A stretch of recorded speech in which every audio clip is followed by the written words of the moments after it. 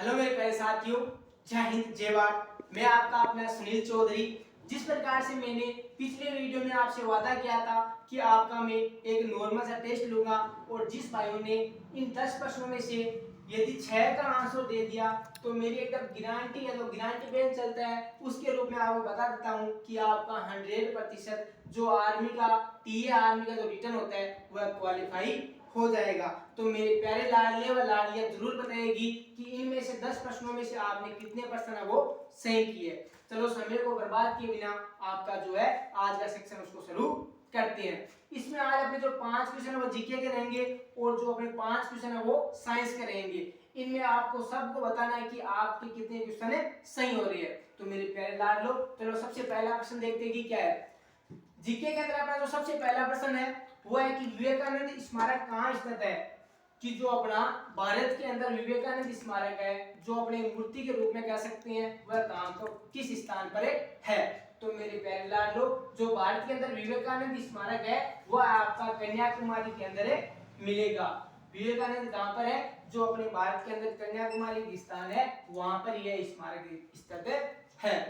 जरूर बताना कि यह प्रश्न किस किस को आ रहा था। फिर अपन बात करते हैं दूसरे प्रश्न के बारे में कि भारत में रेशम का उत्पादन सबसे अधिक है कौन से राज्य में होता है। कि जो अपना भारत देश है उसके अंदर रेशम का उत्पादन होता है वह सबसे अधिक कौन से राज्य में होता है। तो मेरे प्यारे लाडलो, जो अपने भारत में रेशम का सबसे अधिक उत्पादन होता है वह अपना कर्नाटक राज्य के अंदर होता है। और यह आपको मेरे को कमेंट बॉक्स में बताना है कि किस राज्य में सबसे कम होता है। फिर अपन बात करते हैं 3 के बारे में कि किस मिट्टी को रेगुर मिट्टी के नाम से भी जाना जाता है। कि अपनी जो रेगुर मिट्टी होती है उसको अन्य किस नाम से जाना जाता है। तो मेरे प्यारे लाडलो, जो अपनी रेगुर मिट्टी होती है उसको हमें ब्लैक या काली मिट्टी के रूप में भी जाना जाता है। इस प्रश्न को अपने वो ऐसे भी पूछ सकता है कि ब्लैक मिट्टी को और क्या, काली मिट्टी उसको और किस नाम से जाना जाता है। तो काली मिट्टी को हम रेगुर मिट्टी के नाम से भी जानते हैं, या रेगुर मिट्टी को अपन काली मिट्टी भी कहते हैं। फिर अपन बात करते हैं क्वेश्चन नंबर 4 पर कि तुलबुल परियोजना किस नदी पर है। हमने कई अन्य प्रकार की जो परियोजना उनके बारे में पढ़ा है, लेकिन यह परियोजना अपनी जो नाम के रूप में आपको अलग से दिखाई देती है। यह प्रश्न अपने को बहुत बार पूछा गया है और इस बार आने का पूरा चांस है।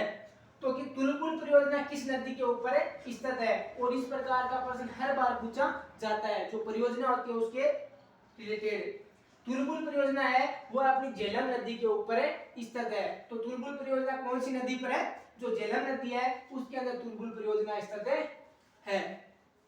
जो अपने जीके का लास्ट सवाल है उसको आपको सारे मेरे लाडले उनका सही होना चाहिए कि अर्थशास्त्र के जनक कौन है।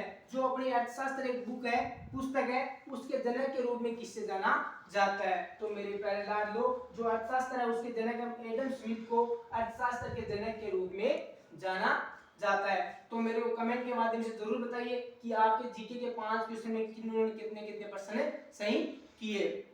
फिर अपन बात करते हैं साइंस के क्वेश्चन के बारे में और आपको बताना है कि 5 में से आपके कितने प्रश्न है वो सही होते हैं। चलो प्रश्न नंबर पहला देखते हैं कि बैटरी में कौन सा अम्ल पाया जाता है। कि मेरे प्यारे लाडलो, जो अपनी वाहन होती है उनके अंदर जो बैटरी होती है उसमें जो अपने जो अम्ल होता है वो विलयन होता है, द्रव के रूप में वह कौन सा पाया जाता है। तो मेरे प्यारे लाडलो, जो बैटरी होती है उसके ऊपर उसके अंदर सल्फ्यूरिक अम्ल है वो पाया जाता है। जो बैटरी होती है उसके अंदर अपन सल्फ्यूरिक अम्ल का उपयोग करते हैं। मैंने यह प्रश्न वो लिए जो पिछले वर्षों में पूछे लगातार पूछे गए हैं।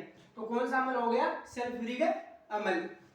फिर अपना दूसरा प्रश्न के बारे में बात करते हैं कि फ्यूज तार किस किस पर से बनकर बना होता है। जो अपना फ्यूज तार होता है, जो अपना बल्ब के अंदर कार्य करता है, वह कौन कौन से मिलकर बना होता है। तो मेरे प्यारे लाडलो, जो अपना फ्यूज तार है वह टीन व शीशा से मिलकर इसका निर्माण होता है। फ्यूज तार का निर्माण टीन व शीशा से मिलकर होता है। फिर अपन बात करते हैं क्वेश्चन नंबर 3 के बारे में। यह बहुत ही अच्छा क्वेश्चन है और बहुत सारे एग्जाम में पूछा गया है और पिछले लगातार वर्षों में आर्मी के अंदर यह प्रश्न आ रहा है। क्या है प्रश्न कि शरीर में रुधिर वेग का कार्य क्या होता है, या फिर शरीर में रुधिर वेग का कार्य हमारे शरीर का कौन सा अंग करता है। जिस प्रकार हमारे शरीर के अंदर अलग अलग प्रकार के भाग पाए जाते हैं और उनका अलग अलग कार्य होता है, हमारे शरीर में रुधिर वेग का कार्य कौन से अंग का होता है। तो मेरे प्यारे लाडलो, जो अपना शरीर है उनको रुधिर को एकत्रित करना और किस प्रकार से हमारे शरीर में फैलाना है, वो है जो अपना फलिया होता है, एक अंग का नाम है, उसके माध्यम से हमारे शरीर में जो रुधिर वेग का कार्य किया जाता है। तो फलिया आपको याद रखना है और यह प्रश्न हुआ है जो बहुत बार पूछा गया है। फिर अपन बात करते हैं कि तंबाकू के धुएं में कौन सी हानिकारक तत्व है पाया जाता है। जो अपना तंबाकू होता है, सिगरेट, इसमें जो एक अपना हानिकारक तत्व पाया जाता है वह कौन सा पाया जाता है, तो हमारे तंबाकू के अंदर निकोटीन नामक एक हानिकारक तत्व पाया जाता है। और आज के सेक्शन का जो लास्ट सवाल है आप सभी को कमेंट के माध्यम से बताना है और देखते हैं किस किस को आता है। बहुत ही आसान सा और बहुत बार पूछा गया है कि हवाई जहाज कौन से मंडल के अंदर उड़ता है या फिर अपनी उड़ान को बढ़ता है। जिस प्रकार से अपने अलग अलग मंडल होते हैं, शोभ हो गया, आयन हो गया, समताप मंडल हो गया, उनमें से आपको बताना है कि जो अपनी हवाई जहाज होती है, एरोप्लेन होती है, जो हमारे भारतीय यात्री है, अन्य कोई भी स्थान के जो यात्री है वो हवाई यात्रा करती हैं, तो जो अपनी हवाई जहाज होती है, एरोप्लेन होती है, वो अपना कौन से मंडल के अंदर है जो अपनी गति को बढ़ती है। तो यह आपको कमेंट के माध्यम से बताना है। ऑप्शन आपको मैं दे रहा हूं, शोभ मंडल, आयन मंडल या समताप मंडल। इन तीनों में से आपको बताना है कि जो अपनी हवाई जहाज है वह कौन से मंडल के अंदर अपनी उड़ान को निरंतर बनाए रखती है। तो मुझे आशा है कि इसे 10 क्वेश्चन में कम से कम 6 सारे लाडलों का सही होगा। और जिन भाइयों ने इस 10 क्वेश्चन में से 6% सही कर दिए, मैं उनसे वादा करता हूं कि आपका आराम से आसानी से इंडियन आर्मी का जो पेपर है वो क्वालिफाई हो जाएगा। और आपको कमेंट के माध्यम से बताना है कि आप किन्होंने कितने कितने परसेंट है वो सही किए। इस प्रकार के आपको यदि किसी प्रकार की डिफेंस रिलेटेड कोई भी इंफॉर्मेशन चाहिए तो आप मेरे को कमेंट के माध्यम से पूछ सकते हैं। जय हिंद, जय भारत।